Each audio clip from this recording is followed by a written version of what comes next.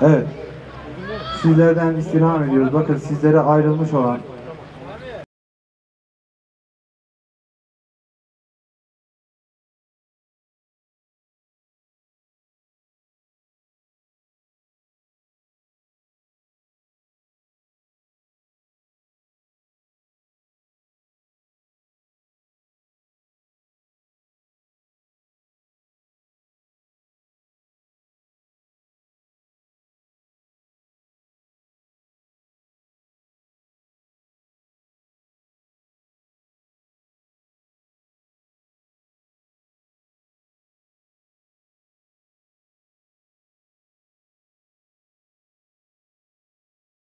Evlenmek için Şahin Bey Belediye'mize yaptığınız yazılı müracaatı inceledik. Evlenmenize mani bir hal olmadığı anlaşıldı.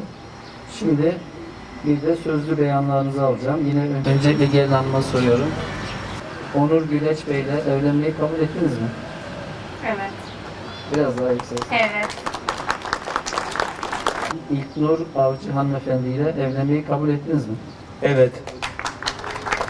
Evet. Gelin hanım ve damat beyin sözlü beyanları kıymetli şahitlerimizin de şahitliğinde ben de şu andan itibaren İlknur Hanım'la Onur Bey'i karı koca ilan ettim. Allah mesut ve bahtiyar etsin inşallah.